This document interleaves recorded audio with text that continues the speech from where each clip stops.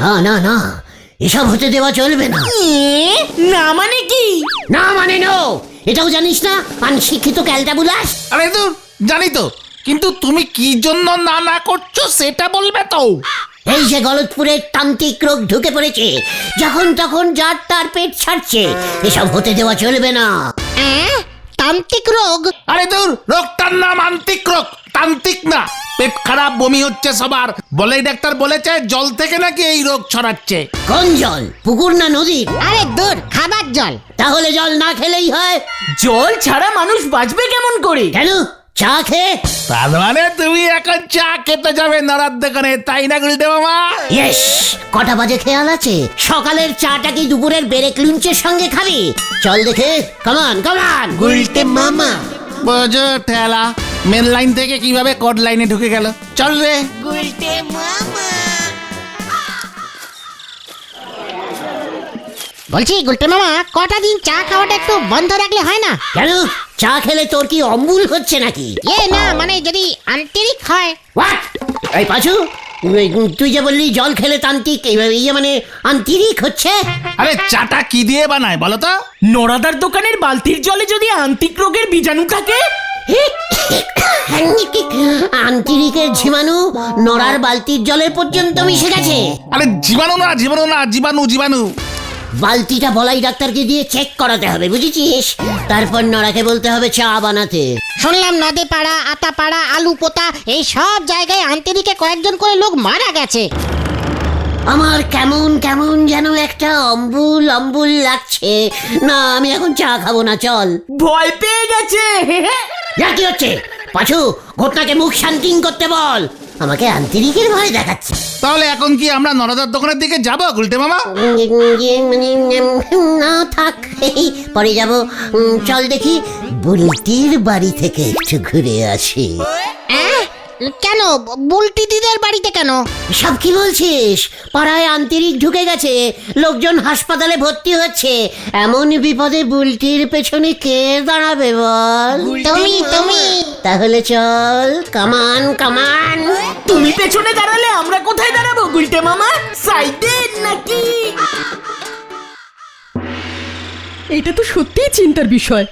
তোমাদের দাদা ছানুদা অফিসে এখন বোতলে করে জল নিয়ে যাচ্ছে। দেখ পাঁচু, দেখ, শোন বকুল দি কি বললো, শোন। আমি জানতাম আপনাদের বাড়ির জলে তান্ত্রিক মানে আন্তরিক মানে ওই আন্তরিকের জীবাণু থাকবেই না। এই জীবাণু জীবাণু জীবাণু। না না গুলটি ঠাকুরপো, আমরা তো জল এখন ফুটিয়ে খাচ্ছি।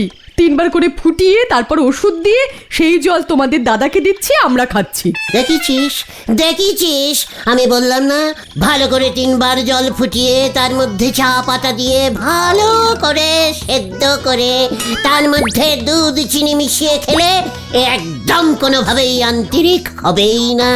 এ বাবা, এ তো চা হয়ে গেল। ডিসকাস্টিং। আমরা কি তাহলে জলের বদলে চা খাবো নাকি? এতবার চা খেলে আমার গায়ের রং কালো হয়ে যাবে না? উফ, ডিসকাস্টিং। মানে বকলদি, জলে কি ওষুধ মিশান আপনারা? সে তোমাদের ছানুদা বলতে পারবে।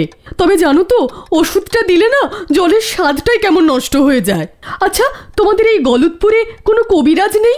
দেখ দেখ, বকুল দিকে দেখে তোরা শেখ। সেই কখন থেকে তোরা এই আন্তরিক আন্তরিক করেই যাচ্ছিস। বকুল দিয়ে সব পরোয়া করে না। শুনলি তো কি বললো? এই বিপদেও বকুল দি কবিতা শুনতে চাইছে। এই বাবা, আমি আবার কবিতা শুনতে কোথায় চাইলাম? এই যে আপনি কবিরাজের খোঁজ করছেন, চিন্তা করবেন না বকুলদি। আমার পিসে মশাই এতগুলি কবিতা লিখেছিল যে সরকার থেকে ওকে কবিরাজের সার্টিফিকেট দেওয়া হয়েছিল। একবার নয়, অনেকবার। না মানে মানে চুপ কর। আমিও না না দেখি কবিতা বলতে পারি। আমি লিখি না, শুধু বলি। বলবো একটা বলছি, ইয়ে মানে বকুলদি। হ্যাঁ বলো বলো, দেখি শুনি। গুলটে মামা না। বলছি তাহলে। ওই যে আকাশে উঠেছে চাঁদ শুধু, তুমি আর আমি, বাকি সবাই বাদ। হে দারুন দারুন দারুন। ইয়ে মানে আমাকে কবিতা কেন শোনাচ্ছ গুলটে ঠাকুরপো? চারিদিকে যা শুরু হয়েছে মনটা একটু ভালো হবে, তাই কবিরাজ খুঁজতে হবে না আর। ওই যে গাছে ফুটেছে জবা, পেছনে দাঁড়িয়ে বাবা। বাবার নাম কি? ভাতে খায় ঘি। ডিসকাস্টিং। আমি ভেতরে গেলাম মা। ভালো না বকুলদি, আমার কবিতা বলাটা ভালো না? আমি তো কবিরাজের কথা বলেছি গুলটে ঠাকুরপো, যারা ওষুধ দেন। মিনি ডাক্তার তাই না? মিনি কিনা জানি না, তবে আমার বাপের বাড়ির ওখানে মধু কবিরাজের বড়িতে এসব আন্ত্রিক তান্ত্রিক সব সেরে যেত। এখানে তো শুনছি লোকজন মরতে শুরু করেছে। কি যে করি, খুব চিন্তা হচ্ছে। ভাবছি বুলটি বুদনকে নিয়ে 1 মাস বাপের বাড়ি কলুপুরে চলে যাই। এই না, একদম না বকুলদি, এ হতে পারে না। আমি নিজে গিয়ে ওই মধু কবিরাজের বড়ি নিয়ে আসছি। এ বাবা, মধু কবিরাজ সেই কবেই মারা গেছেন। আমি যেতে চাইছি কারণ কলুপুরে শুনলাম এখনো আন্ত্রিক ঢোকেনি। বকুলদি প্লিজ, আপনি বুলটিকে নিয়ে যাবেন না। আমি এক্ষুনি কবিরাজ নিয়ে আসছি। আমি প্রথমে অন্য কবিরাজ বুঝেছিলাম তো। আমার এমন অনেক কবিরাজ চেনা শুনো আছে, আপনি যাবেন না। পাড়ার ছেলে হিসেবে আমার তো একটা কর্তব্য আছে, কি বলিস তোরা? আটকাবি না? ইয়ে মানে হ্যাঁ হ্যাঁ হ্যাঁ হ্যাঁ হ্যাঁ হ্যাঁ হ্যাঁ, ইয়ে মানে কিভাবে? বকুলদি নো চিন্তা, আজকে আমি বিকালের মধ্যেই কবিরাজি বড়ি নিয়ে আসছি। চল হরে বাপ, হরে বাপ। বুলটিকে বলে দেবেন বকুলদি, আমি যাচ্ছি। মা ডিসগেস্টিং এর মতো কথা বলছে না? চুপ কর, এমন বলতে নেই। যাও গিয়ে হোমওয়ার্ক করতে বসো। এ বাবা, এটা তো আরো ডিসগেস্টিং। আপনারই বলি যে কবিরাজের কথা, আর আপনি কবিতা বলতে শুরু করে দিয়েছেন। লন্ড ভন্ড করবার একটা নিমিট থাকে নাকি? দাদা, তুইও কিন্তু লিটিম ছাড়িয়ে যাচ্ছিস বলে দিচ্ছি। তুই আমাকে কবিরাজ দেখাচ্ছিস? আপনি জীবনে একখান কবিরাজ নিজের চোখে দেখিছেন গুলটি বাবু? আপনি সানু বাবুর বাড়ি নিয়ে যাবেন কবিরাজ? পাঁচু, নড়াকে কিন্তু এরকম না জানতার মতো কথা বলতে বারণ কর। কি হচ্ছে? তুই জানিস আমার দাদুর দাদু কত বড় কবিরাজ ছিল? দাদুর দাদু? বাপরে বাপ, তুমি দাদুর দাদুকে কি বলে ডাকতে গুলটে মামা? ওরে গলতপুরের হোতকা বলদ ঘটন, দাদুর দাদুকে বলে পো ঠাকুর দাদু। পো ঠাকুর দাদু? আরে সে আপনার দাদুরে আপনি পো ডাকেন আর সই ডাকেন। আসল ব্যাপারখানা কি বলতে চাচ্ছেন সেটা বলদিনি। ঠিক ঠিক। শোন তাহলে, কিছুই তো জানিস না। না বললে জানবো কেমন করে? ঘটন থামবি। এই এই তুমি বলো তো গুলটা মামা, বলো তো। আমার ওই পো ঠাকুর দাদু ছিল গুলঘুটিয়া গ্রামের 1 নম্বর কবিরাজ। এক ডাকে সবাই তাকে চিনতো, বুঝেছিস? নাম ছিল শ্রী শ্রী তারিণী কবিরাজ। তার কবিরাজি বড়ি খেয়ে সব রোগ একেবারে কমে যেত। এই সব আন্তরিক তান্ত্রিক নস্যি, বুঝেছিস? ব্ল্যাক জ্বর, কিচেন ফস্ক, টাইফয়েড, সব কঠিন কঠিন অসুখ সেরে যেত। আমার দাদুর শাশুড়ির জন্ম থেকে হাঁপানি ছিল, কেউ কমাতে পারেনি। তারিণী কবিরাজের এক বড়িতে হাঁপানির সানি ধাপা পাধানি হয়ে গেছিল, বুঝেছিস? আরে বাস! তারপর এর ফলে ওই গুলঘুটিয়া গ্রামে আর কেউ মরতই না, সবাই বেঁচে থাকতো। অসুখ না করলে মরবে কেমন করে? ঠিক ঠিক। এক একজনের বয়স 130, 140, 150, 200 বছরের নিচে ছিল না। মা গো, আমারই তুলি নাও মা, তুলি নাও। তার মানে ওই গুলঘুটিয়া গ্রামের সব মানুষ একেবারে যাকে বলে অমর? আরে না, এরপরেই তো লাগলো আসল ঝামেলা। গাড়ি এবারে গ্যারেজে ঢুকতিছে। তা কি ঝামেলা শুনি? কেউ মরছিল না, কেউ না। তাই বাবা বললো যে বাবার সম্পত্তি ছেলে পাবে, সেসব পাচ্ছিলই না। গুলঘুটিয়া গ্রামের সব ছেলেগুলি ভয়ঙ্কর খচে গেল, বুঝেছিস? ওদেরও বয়স হচ্ছে তো, বুড়ো হয়ে যাচ্ছে, ব্যাস অচথ সম্পত্তি ভোগ করতে পারছে না। কি ঝামেলা! বাবা তো মরছেই না। খুব কেচালকাটি ব্যাপার তো। গুলঘুটিয়ার জমিদারও মরে না, 300 বছর ধরে জমিদারি করেই যাচ্ছে ওর ছেলে জমিদার হতে পারছে না, ছেলের বয়সও 200 হয়ে যাচ্ছে, তার ছেলের বয়সও 100 ক্রস করে যাচ্ছে, কবে কে জমিদার হবে তার নেই ঠিক। ইস কি বিচ্ছিরি ব্যাপার, অসুখ করলেই তারিণী কবিরাজের বড়ি খেয়ে ফেলছে সবাই। জয় গুরু। তারপর শেষমেশ জমিদারের ছোট ছেলেটা একদিন রাতে ওই পো ঠাকুর দাদুর ঘরে ঢুকে দাদুকে রাগের চোটে মারে এক ধাক্কা। ব্যাস, দাদু আপিন খেয়েছিল, টাল সামলাতে না পেরে সোজা গিয়ে বাড়ির সামনের পুকুরটায় পড়লো, আর উঠলো না। এ বাবা, শেষ পর্যন্ত জলে ডুবে মারা গেল। কি জানি, আর তো উঠলোই না, মরলো কি বাঁচলো কে জানে। পুকুরের নিচে এখনো বেঁচে নেই তো? খুঁজে দেখেছিলে? চেকার, ওই পুকুর বুঝে এখন বাড়ি উঠে গেছে। তাই তারিণী কবিরাজের বড়ি 2-1 কান রেখে দিতে পারলেন না গুলটে বাবু? ওরে নরা রে, তুই এখনো আমাকে চিনলি না? তার মানে তোমার কাছে এখন ওই বড়ি আছে? তারিণী দাদুর চকির নিচ থেকে 3-4টে পেয়েছিলাম, টুক করে পকেটে ভরে নিয়েছিলুম। তালি পরে সেই বড়ি আমায় 1 কান দিতে পারতেন গুলটে বাবু। আমার শ্বশুর মশাইরে খাওয়ালি পরে উনি বেঁচে যেতেন, খুশি হয়ে শ্বশুর বাড়ির সব সম্পত্তি আমার নামে নিকি দিয়ে যেতেন। ওরে নরা রে, আমি চাই না আমাদের এই গলতপুরে আবার বাপ ছেলের সম্পত্তি নিয়ে ঝামেলা লাগুক, কিন্তু এখন তো দেখছি ওই বুড়ি আমাকে বার করতেই হবে, আমার একটা দায়িত্ব আছে না? কার জন্য? কেন? বুলটির আন্তরিক হলে তখন কি হবে? না না না না, আমি যাই বড়িগুলো নিয়ে আসি। বোতলটা যে কোথায় রাখলাম, এই তোরা থাক, আমি যাই বুঝলি। ক্যালটাবুলা শান্তিরিক, এবার ওই বলাই ডাক্তারের বাজার আমি খাবো। নরদা, এবার কি হবে গো? সাতাদে বাস পড়া ঠেকাতি নামলি যা হতে পারি এখন তাই হবে। ডাকতি বলিছি অ্যাম্বুলেন্স, নে শেষে নেবু না দেন সরি বুল। দেখ, এই সেই ধ্যানতেরি বড়ি, একটা বড়ি খেলেই আন্তরিক হাওয়া হয়ে যাবে। ধ্যানতেরি বুড়ি, সেটা আবার কি? ধ্যানতেরি মানে জানে না? অল রোগ কমপ্লিট সেরে যায়, তাকেই ধ্যানতেরি বলে। ও ধন্বন্তরি বড়ি। মানে আমার পো দাদু সোজা করে বলতো ধ্যানতেরি, তোরা ধন্যতরিও বলতে পারিস। কিন্তু তুমি যে বলেছিলে কয়েকটা মাত্র বড়ি আছে, এখানে তো দেখছি বোতল ভর্তি বড়ি। ওরে ক্যালটাবুলাসের ছোট নাতি রে, ঘটের গোবরগুলি একটু ক্লিয়ার কর। ওই 3-4টে বড়ি বেটে এতগুলো বড়ি তৈরি করেছি সারা দুপুর ধরে, বুঝেছিস? হ্যাঁ রে, সবাই যখন জানতে পারবে না একটা বড়ি খেলেই সব রোগ হাওয়া হয়ে যায়, তখনই দেখবি কেমন ডিমাইন্ড হয়। তার মানে তো আমাদের গলতপুরে কেউ মরবেই না। বলাই ডাক্তার এবার তাহলে মাছি দাঁড়াবে। উল্টে মামা, ওষুধ ফসুদ নিয়ে কিন্তু ছেলে খেলা করো না, উল্টো পাল্টা কিছু যদি হয় না। পাঁচুরে, ওই তারিণী কবিরাজের ধ্যানতেরি বড়ি কথা বলে রে, কথা বলে। আমাদের তাহলে দাও, 2টো করে খেয়ে ফেলি। হ্যাঁ হ্যাঁ, মা বাবার জন্যও নিয়ে যাই। 1টা 5, 2টা 20, 3টা নিলে 1টা ফ্রি। একটা 5 টাকা হলে 2টো 20 টাকা কিভাবে হয়? কোথা, আমাকে হিসাব শেখাতে আসবি না। 3টে নিলে 1টা ফ্রি দিচ্ছি, সেটা খেয়াল করিস নি? এই ফ্রি বড়ির দামটা কি তোর দাদু দেবে? মানে আমি কিন্তু এর মধ্যে নেই গুলটে মামা। হ্যাঁ, আমিও না। তুমি আগে বুলটিদিকে এই বড়ি খাওয়াও, দেখি কি হয়, তারপর না হয় আমরা খাবো। এত স্বার্থপর তোরা। বুলটির কি আন্তরিক হয়েছে নাকি?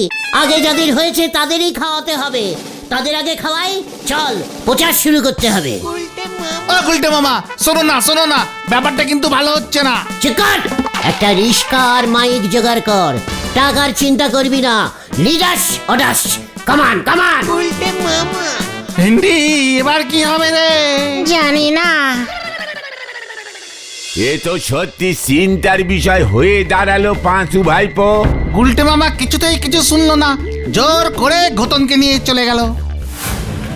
আসুন আসুন আসুন, তারিণী কবিরাজের ধন্যতরী বড়ি, এক বড়িতেই আন্তরিক সিল হয়ে যাবে।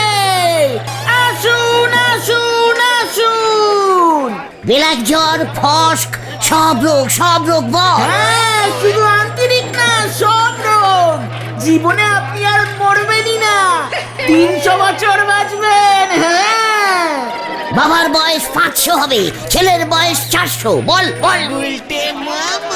এই যে গুলটা কি বড়ি বেসর দাদু ধন্যতরী কবিরাজি বড়ি একটা খেলে জীবনে আর পটল তুলবেন না। আরে কস কি রে তুই খান দে তোর ঠাকুমারেও খাওয়ামু। বৌনি কর ঘতন বৌনি। ভাইপো ঠিক মতো সব করতে পারবে তো? হ্যাঁ, করতে পারবো মানে করতেই হবে, নয়তো অনেক বড় বিপদ হয়ে যাবে নরদা। হ্যাঁ, যেভাবেই হোক গুলটে মামাকে বাঁচাতেই হবে।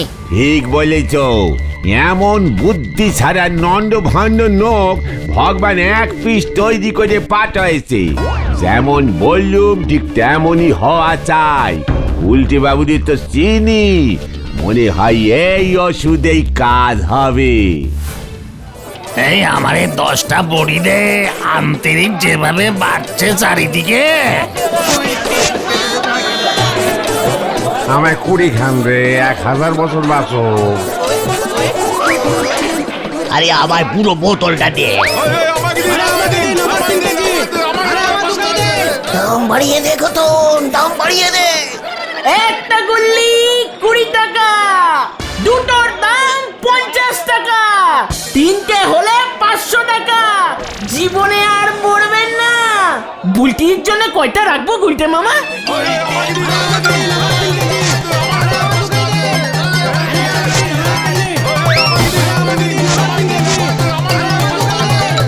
কখন খামু, সকালে না রাতে? সব বড়ি বিক্রি হয়ে গেছে। সব। গুলটে মামা তো বললো আজ রাত্রিরেই নাকি আরো বড়ি লাগবে। বিক্রি করাচ্ছি বুড়ি। গুলটে মামাকে যেভাবেই হোক রুখতে হবে রে। দেখ না চেলাদার দাওয়াইটা কেমন কাজ করে। বোমা সঙ্গের জিমের ব্যায়াম মাস্টার চেলাদা আবার কি করবে? আর একটু রাত হোক তাহলেই বুঝতে পারবি। বাড়ি গিয়ে খেয়ে দে, তাড়াতাড়ি আমাদের বাড়ির থেকে সামনে চলে আয়।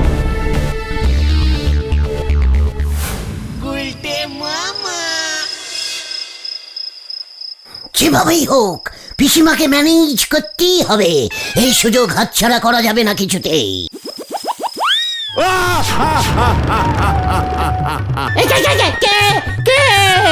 উল্টে, এই গুলটে, এমন ভাবে কে ডাকছে? ভূত নাকি? বাইরে আ, বাইরে আ। আসছি।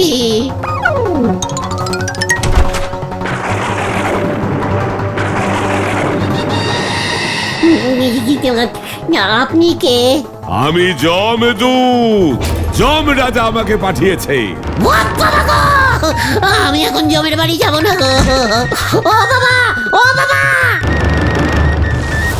ওষুধ দিয়ে লোকেদের বাঁচিয়ে রাখবি 500 বছর, তাহলে আমাদের চাকরি থাকবে কি করে? কম রাজার কাছে মানুষের সাপ্লাই কম করে দিচ্ছে, এত বড় সাহস তো! আমাদের চাকরি খাচ্ছে। মানুষ না মরলে যমরাজার কি হবে? যমরাজ্য চলবে কি করে?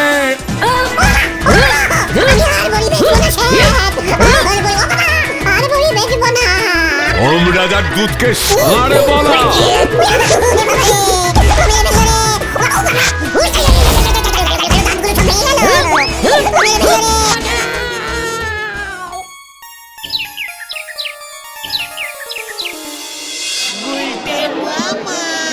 ও বাবা গো, ও বাবা, আমি আর নেই রে, আমি আর নেই।